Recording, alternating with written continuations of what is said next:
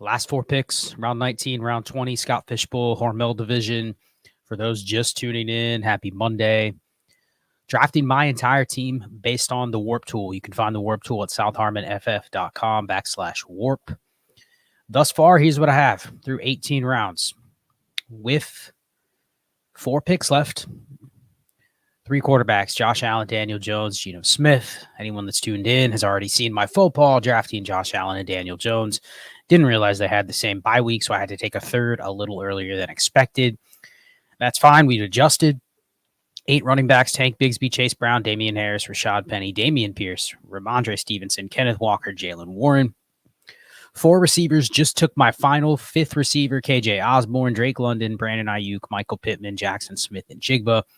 2 tight ends thus far, Tyler Conklin and Dawson Knox. So 4 picks left. Here's the WoRP chart. As you can see, very, very running back heavy. Until you get to this flexion point down here is where they kind of come together. After that, obviously, you have to capture the WoRP in your lineup, so it really kind of flattens off at that point.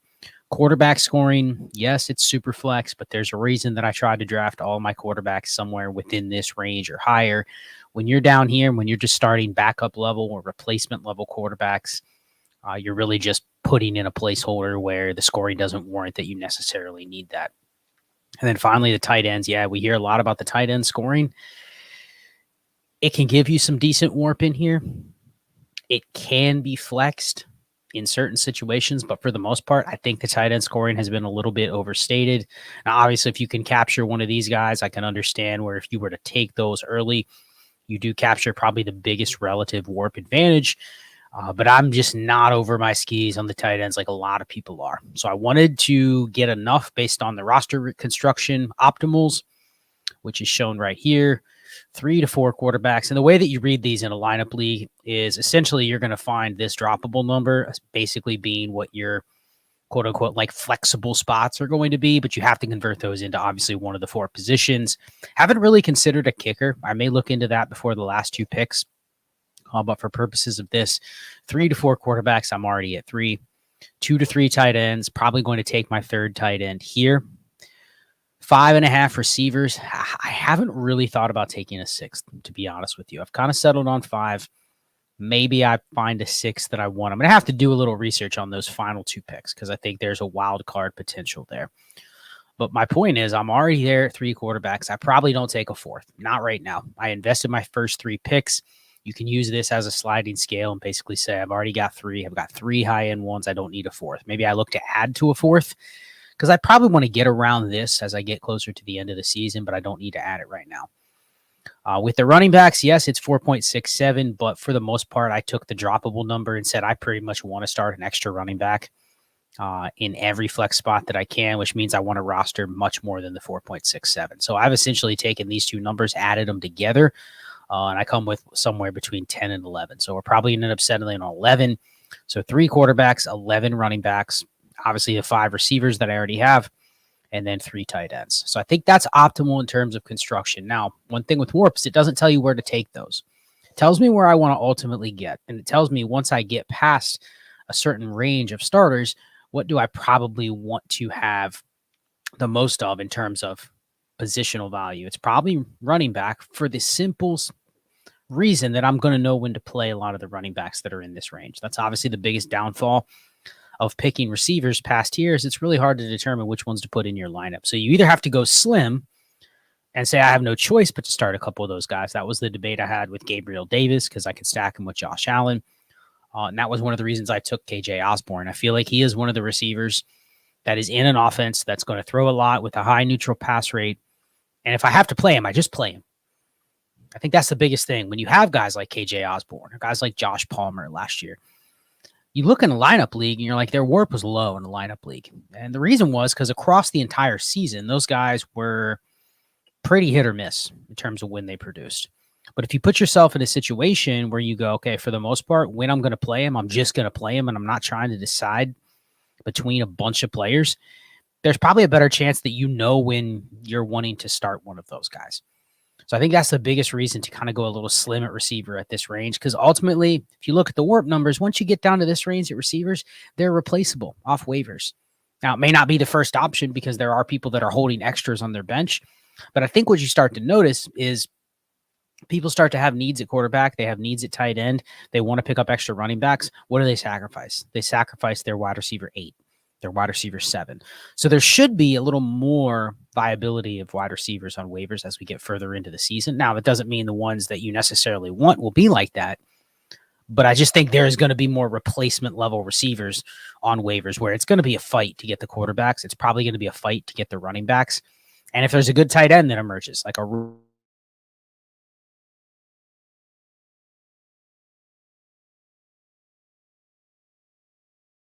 So this is in our league. Best players available here by ADP.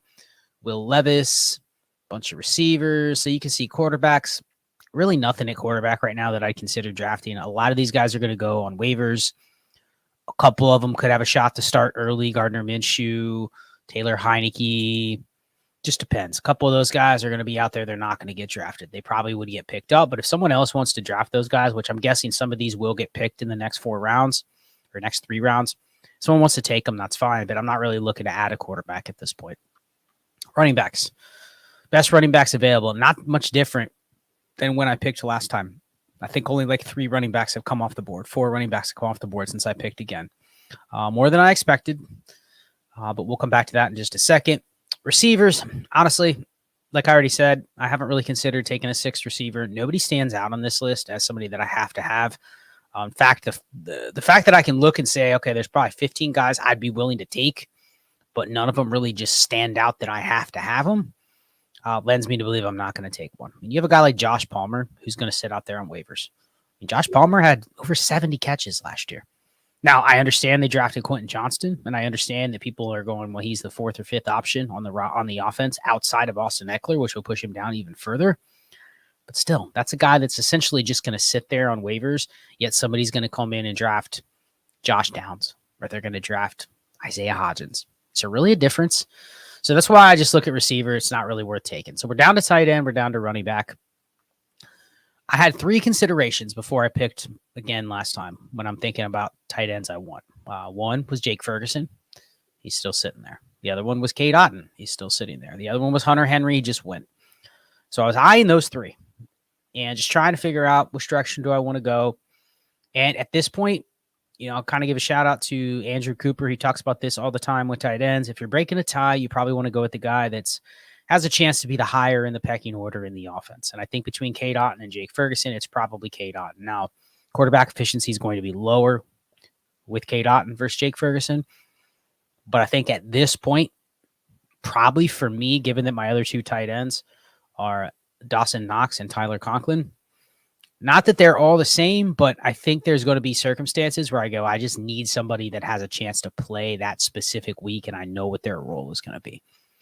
So this is a tough pick for me, honestly, because I can see the appeal to both. Both were rookies last year. Both were okay last year. It's really just comes down to the offense and the efficiency of the offense. So really it's a 50-50 shot on which one of these you want to take. I'm going to lean towards Cade Otton just because there are not 2 other tight ends that I know are going to play, and there's not a loaded offense with 3 potentially good receivers plus a good pass-catching running back. So it just comes down to an offensive efficiency versus opportunity standpoint. So here I will lead Cade Otton with my first pick. So we're going to lock that in. So first pick, Cade Otton. That gives me my 3rd tight end. And now it puts me on the clock for 1 more pick. So 3 picks left. If we go back to the roster construction tab, I've hit my 3 tight ends now, 2.67. So I've hit my 3. I've hit my 3 quarterbacks. I've hit my 5 receivers. So it really comes down to I have 3 picks left. What do I want to hammer? My plan was 11 running backs, probably with what I said with the receivers, no more taking those. So it just comes down to picking the last 3 running backs. Now, I already have running backs on my roster. I already have a bunch of guys on 8 different teams. So I do not have any sort of handcuffs or combo backfields or anything like that. And with who's available, I'm happy to pick between probably a dozen names that I'm willing to roster. There's even a couple names down here that I would consider. Guys like Chris Rodriguez, Ronald Jones, Latavius Murray. That down there is an interesting range of guys that I really look at and go, they either have the number 2 job potentially, or they get cut. Like, that's possible with a guy like Latavius Murray. You know, somebody like that. Ronald Jones, same thing. Like, they may not even make the team, but you could also show up and you go, there's somebody that has a week 1 role where they're getting 8 to 10 touches a game. So that's an interesting one. There's a few other guys that are even further down that I'd be interested in as well. But for this, I'm going to lean right now on who I think is the favorite to be the backup in a team that is desperately seeking a third running back or a second running back on their roster. Now, Deuce Vaughn's a little different.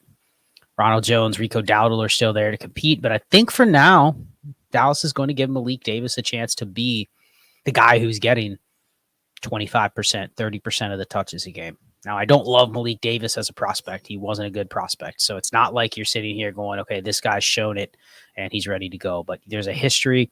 Ray's talked about this a lot. There's a history of Dallas giving these types a role. And if it doesn't work out, there's going to be plenty of running backs out there. Potentially they could step in. So I think he's going to get the first crack. So with that, that is going to be my pick with my 9th running back spot of the draft. We will go Malik Davis with Dallas. 2 more running backs probably on the docket. I am going to look into kickers to see if it's worth taking one. I know the scoring is juiced for extra points, so there might be a hack there, but locked in Malik Davis is my RB9. Will be an interesting pick to see how it plays out. Obviously, I'm going to need a couple of these running backs to hit. Part of the theory here, obviously, being that a lot of people faded running back. And a lot of people are relying on the waiver wire, and they are relying on some of these picks to give them extra darts towards their running back position because they didn't get them early. I got them early, and I've kind of continued to take them throughout, just kind of blocking an option here, blocking an option there. So that was part of my strategy. I think it'll give me a unique build. Not a lot of teams started with 3 straight quarterbacks and then took that same build and turned it into more than a dozen or close to a dozen running backs. I'm going to end up with probably 11. So it's going to be a unique build. It's going to be different than a lot of other people built, but that's what you have to do to win a tournament that has 3,323 other players. So with that, until 2 more picks, it's been a fun series for me to do, just kind of documenting my process on this, right or wrong. It's interesting to have a tool like the WoRP tool to really kind of guide you through these unique leagues. So more to come, both on Dynasty and Chill and on Destination Devi with that. We have the Mind WoRP series that's coming out very soon that will address a lot of that. So if you're interested in WoRP, stay tuned. In about a week or so, we'll have the Mind WoRP series that drops, and we'll definitely promote that stuff. So if you're interested in WoRP and kind of learning how to use it, we'll definitely be talking more about that. As always, find the WoRP tool at southharbornff.com/WoRP. Please donate to fantasycares.org. It's a good cause. Proceeds from the Patreon in July from Dynasty and Chill will go towards Fantasy Cares. So if you have a chance to donate to that, it's been fun. One more round, one more video left. Rounds 21 and 22 to round out the roster. Appreciate everybody watching, and be chill.